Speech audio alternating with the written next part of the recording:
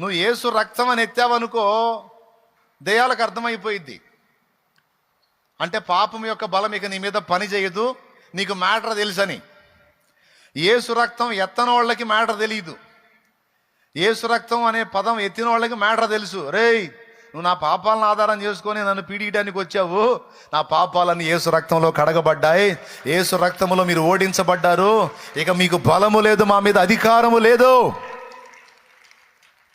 ఇక మా మీద పెత్తనం లేదు అని మనకు అర్థమైతే వాటికి పెద్ద దెబ్బ, అది పెద్ద నష్టం. అది ఇంకేం పెత్తనం చేస్తాయి అవి? ఇది రహస్యం ఏంటంటే, మనం ఒప్పుకున్న ప్రతి అతిక్రమము ప్రభు ఆమోదించి తండ్రి ఎదుట దాన్ని శుద్ధి చేశాడు. కాబట్టి అది కొట్టివేయబడింది. దాన్ని మళ్ళా నువ్వు జ్ఞాపకంలో పెట్టుకోవద్దు.